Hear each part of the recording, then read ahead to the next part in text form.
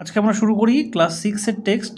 প্রথম text, it all began with drip drip, অর্থাৎ এটা শুরু হয়েছিল ড্রিপ ড্রিপ থেকে। ড্রিপ ড্রিপ মানে টিপ টিপ, এখানে বৃষ্টির কথা বলা হয়েছে।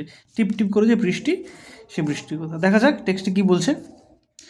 এ tiger was caught in a storm, একটি বাঘ ঝড়ের মধ্যে পড়লো, ঝড় বৃষ্টির মধ্যে পড়লো। স্ট্রম অর্থাৎ ঝড় বৃষ্টি, ঝড়।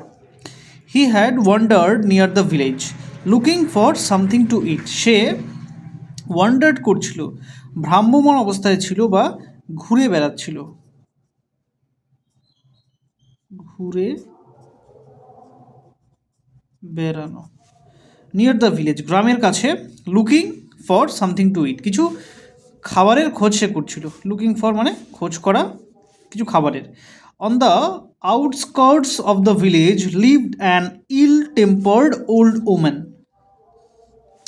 গ্রামের আউটস্কার্টে অর্থাৎ গ্রামের প্রান্তে, গ্রামের শেষ প্রান্তে বা কোনো এক প্রান্তে একজন ইল টেম্পার্ড ওল্ড ওম্যান বসবাস করত। ইল টেম্পার্ড মানে ইল অর্থাৎ অসুস্থ, টেম্পার্ড মানে মেজাজ। তাহলে অসুস্থ মেজাজ তো নয়, এখানে বুঝিয়েছে বদমেজাজি। বৃদ্ধ মহিলা বসবাস করতেন। The tiger huddled in shelter close to the wall of the women's hut, hut অর্থাৎ কুঁড়ে ঘর। হাডেলড মানে গুটিয়ে থাকা, গুটিয়ে বা গুটিসুটি হয়ে থাকা। ঝড় বৃষ্টির রাতে বাঘটি, the tiger huddled in shelter, সে গুটিয়ে বা গুটিসুটি হয়ে থেকে শেল্টার নিল close to the wall of the woman's হাট, সেই মহিলাটির, সে বৃদ্ধ মহিলাটির কুঁড়ে ঘরের দেয়ালের পাশে সে গুটিসুটি হয়ে আশ্রয় নিল বাঘটি। The old woman was feeling very ill tempered that night, সেই বৃদ্ধ মহিলাটি সেই রাতে ভীষণ ইল টেম্পার্ড অনুভব করছিলেন, অর্থাৎ তার মেজাজ ভীষণ বিগড়ে ছিল।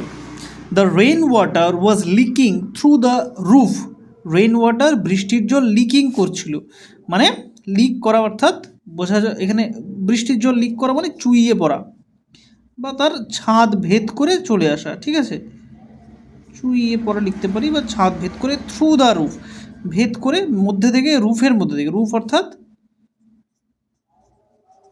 ছাদ। There is no escape from this drip drip, she muttered angrily, pushing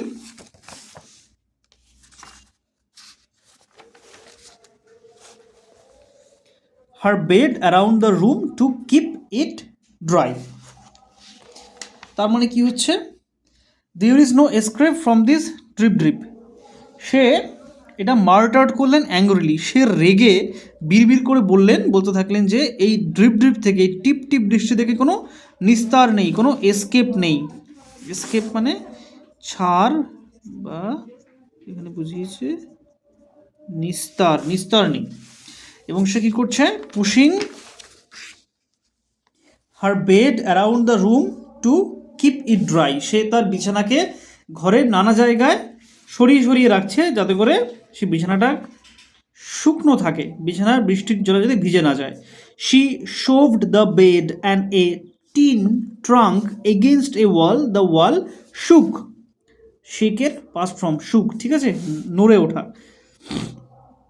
তার মানে সে কী করলো, সে শোভড অর্থাৎ কি বুঝিয়েছে, শোভ মানে এখানে নিচে দেওয়াও আছে, pushed something in a rough way, কোনো কিছুকে ঠেলে সরানো এবং সেটাকে স্মুথলি না সরানো, মানে সেটা একটা ঘর্ষণ তৈরি হচ্ছে, একটা বাজে আওয়াজ তৈরি হচ্ছে, ঘষে ঘষে কোনো কিছুকে নিয়ে যাওয়া। তাহলে সে তার বিছানাকে ঘষে ঘষে নিয়ে যাচ্ছে এবং টিন ট্রাঙ্ক, একটা টিন ধাতু তৈরি একটা ট্রাঙ্ক, একটা বাক্স, সেটাকে সে নানা জায়গায় নিয়ে যাচ্ছে এবং তাতে করে সেটাকে সে কোথায় নিয়ে গেল, এগেনস্ট ওয়াল, একটা তার দেওয়ালের বিপরীত দিকে রাখলো এবং এর ফলে দেওয়ালের সাথে সেই জিনিসগুলোর যে ঘর্ষণ হলো, সেই ঘর্ষণে একটা সব কিছু কেঁপে উঠলো, দেওয়ালটা কেঁপে উঠলো।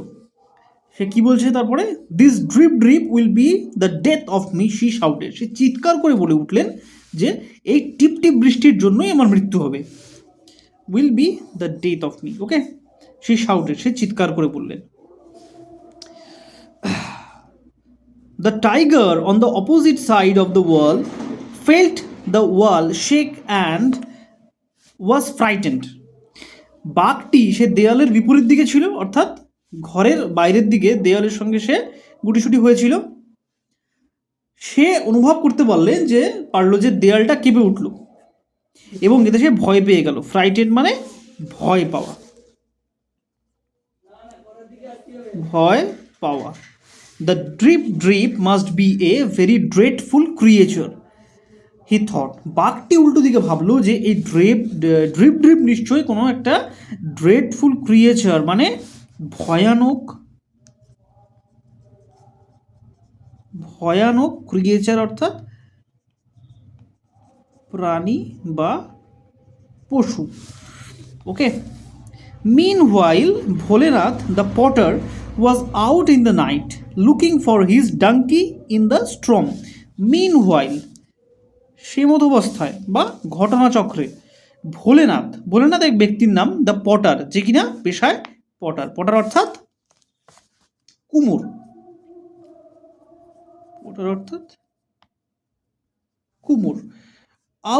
ওয়াজ আউট ইন দ্য নাইট, রাত্রেবেলা বেরিয়েছিল।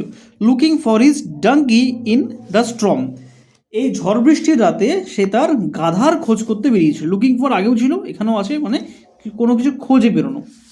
Suddenly he saw an animal huddled in the dark against the wall of the women's heart.